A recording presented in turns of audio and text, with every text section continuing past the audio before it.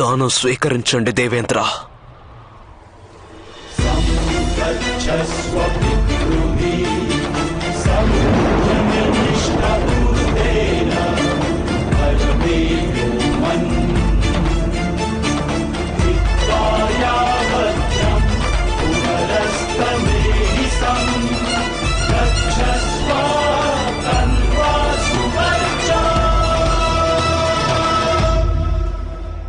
తమ పుత్రుని విజయానికై మీరు స్వయంగా నా పట్ల ఇంతటి వంచన చేయవలసి వచ్చిందా దేవేంద్ర?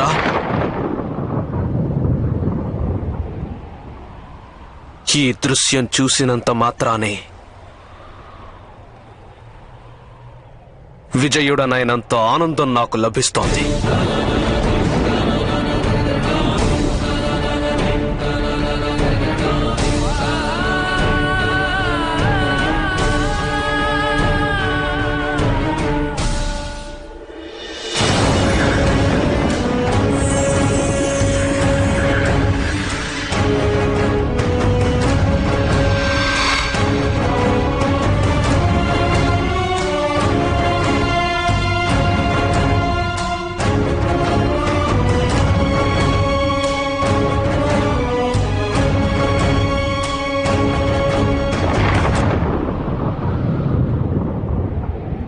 ఎందుకు మీరింత పనిచేశారు మహేంద్ర? అంగరాజు కర్ణుని కవచకుండలాలు దానం అడిగారా?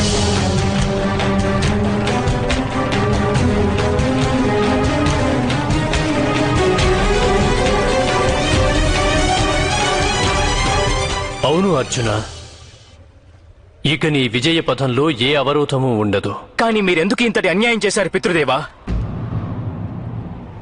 నా శత్రువుని బలహీనుణ్ణి చేసి మీరు నన్ను బలహీనునిగా మార్చారు.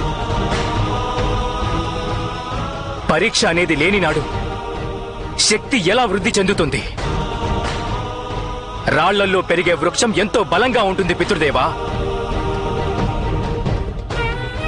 మరి జలంలో పెరిగే తామర తీగ బలంగా ఉండలేదు కదా.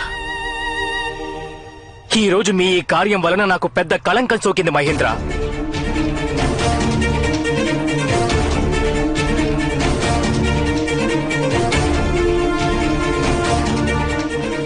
ఏకలవ్యుని తెగిన బొటనవ్రేలు ఇప్పటికీ మనసులో భరింపరాని బాధను కలిగిస్తోంది. ఎప్పుడైనా ఎవరైనా నా ధనుర్విద్యను ప్రశంసిస్తుంటే ప్రతిసారి నాకు ఏకలవ్యుడు గుర్తుకొస్తాడు. సందేహం కలుగుతుంది, ఒకవేళ ఏకలవ్యునికి తన బొటనవ్రేలు ఉండి ఉంటే నిజంగా అతడు నాకంటే శక్తివంతుడు అయ్యేవాడా అని. ఏకలవ్యుని తెగిన బొటనవ్రేలు కారణంగా నా సామర్థ్యంపై భరించలేని కళంకం సోకింది పితృదేవా. అంగరాజు కర్ణుని కవచకుండలాలను దానంగా పొంది మీరు నాకు మరొక కళంకాన్ని తెచ్చారు పితృదేవా. నా కారణంగా మీరు అంగరాజుకి ఇంతటి బాధను కలిగించారు.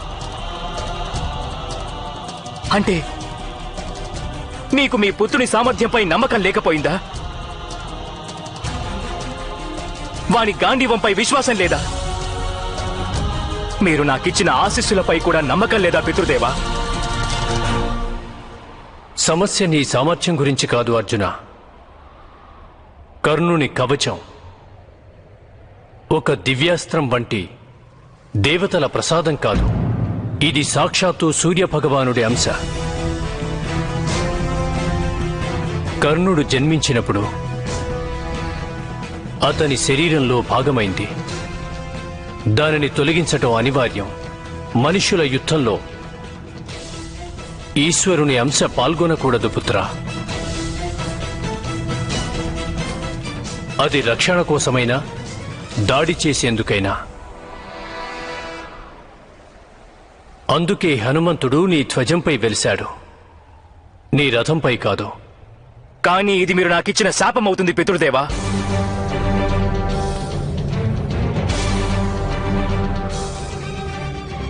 అంగరాజు కర్ణుని నేను కవచకుండలాలు ధరించి ఉండగానే వధించగలను.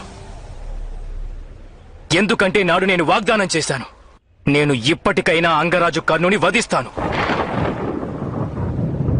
కానీ మీరు అంగరాజు కవచ కుండలాలు తీసుకొని ఇప్పుడు నా విజయాన్ని నేను ఆనందించకుండా చేశారు పితృదేవా.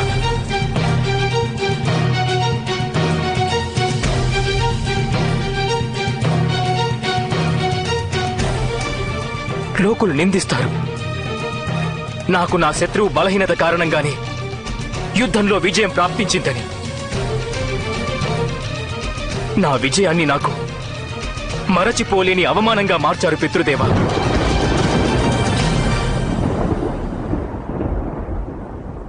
ఇప్పటికైనా మీరు మీ పుత్రునిపై కృప చూపండి.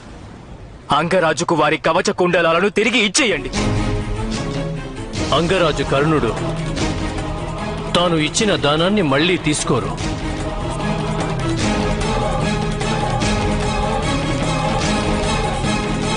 కానీ నేను వారికి వరాన్ని ఇవ్వాలనుకుంటున్నాను. వత్సా కర్ణ, వరాన్ని కోరుకో. మీకు నేను దానమిచ్చాను దేవేంద్ర, వ్యాపారం చేయలేదు.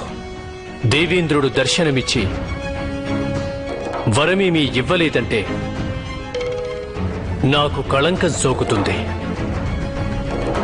కోరుకో, మనస్ఫూర్తిగా కోరుకో పుత్రా.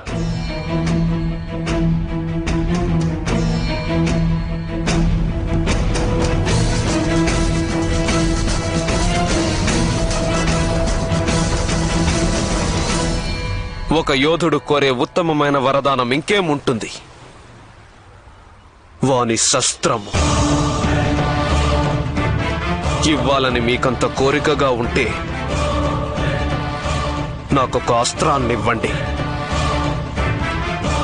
అది ఎటువంటి అమోఘ అస్త్రం అంటే దాన్ని ఏ వ్యక్తి పేరిట నేను సంధించినా అది ఆ వ్యక్తిని వధించాలి.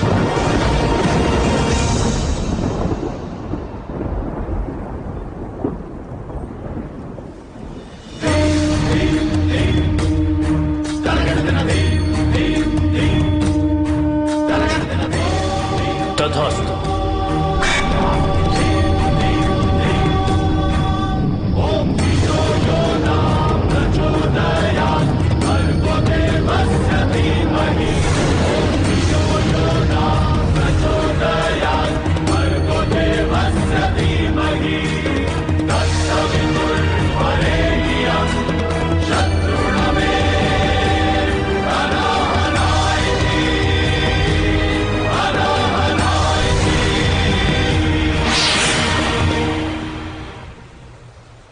స్మృతిలో ఉంచుకో పుత్రా, ఈ అస్త్రాన్ని నీవు కేవలం ఒక్కమారే ప్రయోగించగలవు. అది కూడా రణభూమిలో శత్రువు నీ సమక్షంలో ఉన్నప్పుడే.